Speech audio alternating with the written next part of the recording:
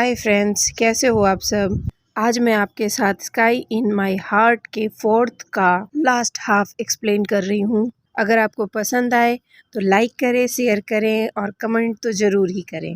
का लाइक और कमेंट मुझे बहुत खुशी देता है। हाँ दोस्तों, एक नया ड्रामा स्टार्ट करने जा रही हूँ जिसका नाम है द फॉरगेटन नाइट, पर इसका सबटाइटल मैं चेंज कर दूंगी। वजह यह है कि QAI पे लॉन्च हुए हर ड्रामे को बहुत ज़्यादा ही स्ट्राइक्स आती हैं, और इसकी स्टोरी लाइन बहुत ही खूबसूरत है, माफिया वर्ल्ड रिगार्डिंग है, और इसके एपिसोड वेडनेसडे को रिलीज होते हैं। अगर आप उसे देखना चाहते हैं तो सब्सक्राइब कर लें ताकि मेरे चैनल की हर इंफॉर्मेशन आप तक पहुंचे, और नोटिफिकेशन बेल भी ऑन कर ले। बातें ढेर सारी हो गई तो चलते हैं हम अपनी कहानी पे। टीचर प्रिंस बेहोश होता है। सारे विलेजर्स आओ, जे और मिस उसे घेर के खड़े होते हैं। प्रिंस की आंखें खुलती है तो वो उठने लगता है। आओ कहता है, तुम स्लोली उठो, बुखार कम करने के लिए वार्म क्लॉथ से पूछना होगा। प्रिंस कहता है, मैं ठीक हूँ, अब मैं बेटर फील कर रहा हूँ, आप लोग जा सकते हो। आप लोगों का बहुत बहुत शुक्रिया। आओ, नहीं, मैं और मेरे दोनों आदमी यहाँ से नहीं जाएंगे। तुम्हारे को फिर से बुखार हो गया तो? मिस जे फोन लगाते हैं फा को। कहते हैं, फा, प्रिंस की तबीयत बहुत खराब है और आओ उसकी देखभाल कर रहा है। कहता है, उसे रोको, टीचर को हॉट फूड खिलाओ। कहता है, उसे आओ के पास बिल्कुल अकेला मत छोड़ना। जे कह रहा है, तुम हम पर गुस्सा क्यों कर रहे हो? फा कहता है, मैं मेस के लिए सोच के एंग्री हो रहा हूँ। Just do it, what ever I said. वो काफी परेशान होता है, उसका मुंह उतर जाता है। डियाओ के साथ खाना खा रहा होता है। डियाओ कहता है, फा तुम नाराज क्यों हो? फा, नहीं तो मैं नाराज नहीं हूँ। डियाओ कहता है, तुम्हें यकीन नहीं तो शीशा दिखाऊं क्या तुम्हें? भी वहाँ कुलीन आ जाता है। अगर आप दोनों ने खाना खत्म कर लिया हो तो हम लोग क्लब चलें। वो फा मना करता है, वो नहीं जाना चाहता कहीं भी, उसका मूड खराब है, वो कैसे जा सकता है, उसका प्रिंस किसी और के साथ है। डियाओ कहता है, कुलीन ने क्लब ऑनर से फ्लेवर लेकर हम लोगों के लिए स्पेशल सीट बुक किया है, क्योंकि तुम नाइट लाइफ यहाँ की बहुत मिस कर रहे थे, इसलिए मैंने कहा था चलो वहाँ, तुम्हारा मूड भी ठीक हो जाएगा। फा मान जाता है। मेस और जे प्रिंस के लिए सूप लेकर आते हैं। प्रिंस उन दोनों के कंसर्न के लिए थैंक्स कहता है। आओ, जे और मैस को कहता है, चलो प्रिंस को खाने दो, हम लोग बाहर चलते हैं। जे कहता है, खाना बहुत ज़्यादा है, इतना प्रिंस अकेले नहीं खा पाएंगे, हम लोग भी साथ में खाना खा लेते हैं। वो कहता है, ये खाना प्रिंस के लिए है। प्रिंस कहता है, नहीं, ये बहुत ज़्यादा है, मैं अकेले नहीं खा पाऊंगा, तुम लोग भी खा लो।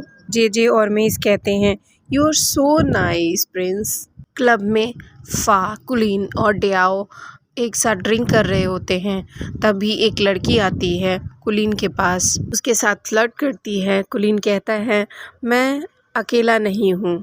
फा की तरफ इशारा करके कहता है, वो सिंगल है, उसके पास जाओ। डियाओ को पकड़ता हुआ कहता है, हमारा लवर मेरे साथ है। वो लड़की जाकर फा के साथ फ्लर्ट करने लग जाती है। तभी उसके पास कई सारी और लड़कियां आ जाती हैं। कहती, तुम फा हो?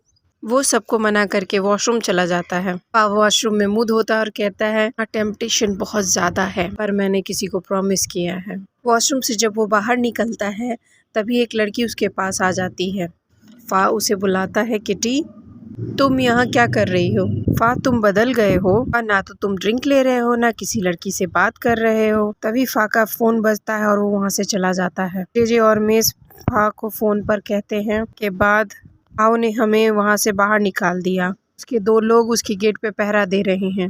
उसने कहा वो रात को प्रिंस के साथ ही सोएगा। कहता है, प्रिंस ने मना नहीं किया? प्रिंस तैयार है। जे कहता है, वो विलेज चीफ को बहुत रिस्पेक्ट करता है, वो उसे मना नहीं कर पाएगा। आओ, उसका बेटा है। फा, हमें जाना होगा, वो दोनों गार्ड में घूर रहे हैं। हेलो हेलो करता रहता है, फोन बंद कर देता है हमेश। वो जब अंदर आता है तो लड़की उसका पीछा करते हुए उसके पास आ जाती है। कहती, ये तुम्हारे लवर का फोन था? फा कहता है, मैं सिंगल हूँ। कहती है, मुझे पता है, फा किसी के साथ रिलेशन में नहीं होता, अभी भी तुम ऐसे ही हो ना, या फिर किसी माउंटेन वाले ने तुझे चेंज कर दिया?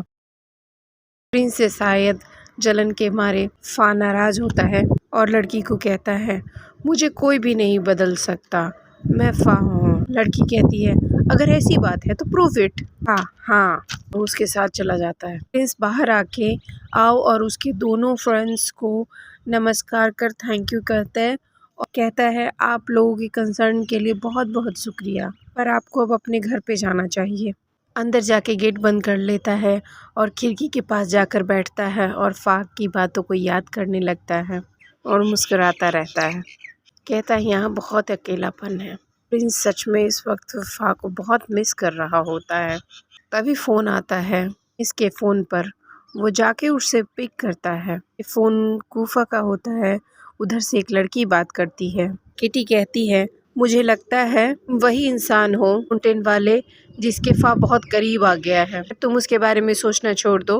वो पूरी रात मेरे साथ है। अगर बहुत ज़्यादा ज़रूरी ना हो तो फ़ोन मत करना। अभी मेस और जे फ़ोन लेने आ जाते हैं। वो कहते हैं प्रिंस क्या हुआ? प्रिंस कहता है कुछ भी नहीं। भी फ़ा के गर्लफ्रेंड का फ़ोन आया था। मेस और जेजे कहते हैं फ़ा की कोई भी गर्लफ्रेंड नहीं है।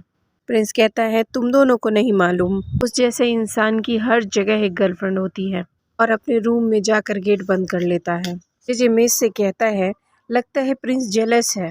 कहता है चलो डिस्कस करते हैं इसके बारे में।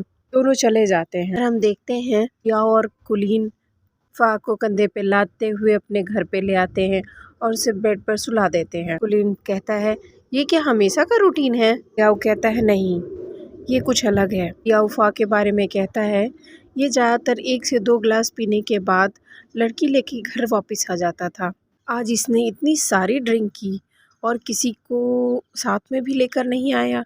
ये बिल्कुल अलग है। याओ से कहता है किसी लड़की के साथ था जिसने इसको ड्रिंक कराया। गर्ल उसे अपने प्लेस पे ले जाना चाहती थी पर ये नहीं गया।